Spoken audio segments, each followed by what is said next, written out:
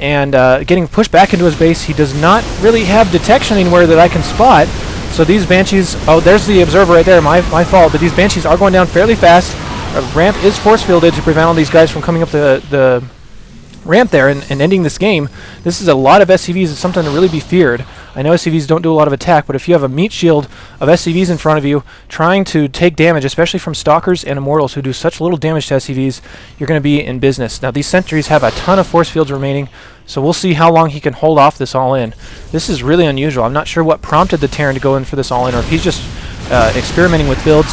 He is wisely focusing down these sentries with these Banshees, and he's going to actually run out of force fields unless he warps in more sentries. He does have plenty of resources for it, and you can see he's getting a little bit frazzled.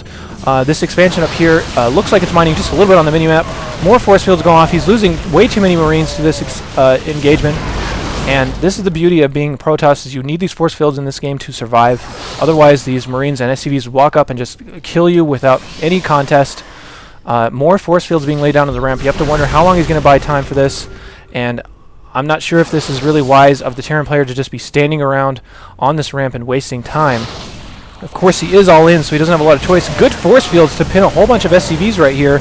He's going to lose... Oh, there's a bunch of Marines in there, too. He's going to lose most of them. They do break through, but they're going to be dealt with rather easily.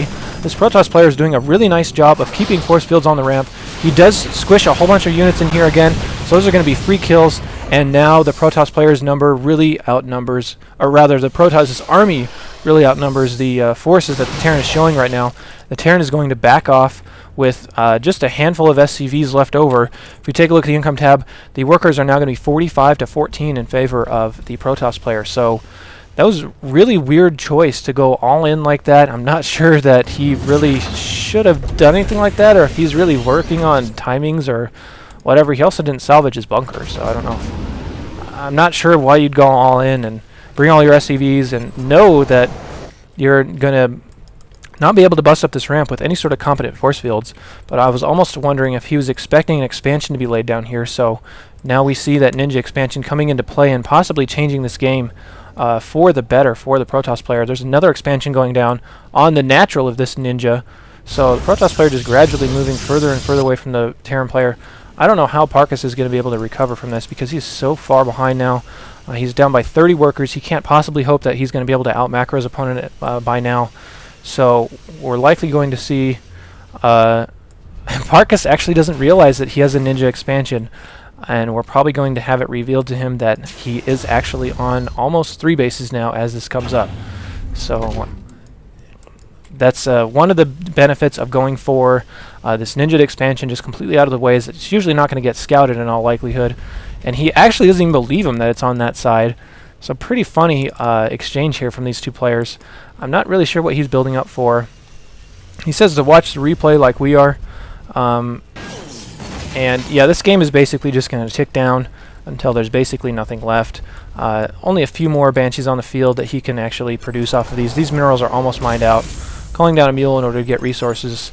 So I don't know if this Terran player is just frazzled and wanting to see what he can do, or if he really doesn't believe that there's a base over in the top side of this map. Here comes the Protoss player. He's going to kick the door down with almost no opposition. He's going to have nice spotting with this Colossus. He's probably going to lose it in all likelihood if these Banshees focus fire well, since Banshees can't take Colossus down surprisingly fast. There is a proxy pylon here, and he brought 2 SCVs just for... or SCVs. Why do we keep calling them SCVs? They're probes. Brought 2 probes just for insurance here. Here we go. Engagement at the front door. He does respond by pulling all of his units, obviously. And these Banshees are going to cloak now. They're not really focus firing on anything in particular, just kind of taking out whatever. And these Marines are getting melted by this Colossus. This Colossus is going to go down, but only after taking out 7 Marines. And this Colossus is finally going to fall, but there's way too many forces here, as we expected. Protoss player is just going to march in and end this game. Parkis now pathetically begging for a win.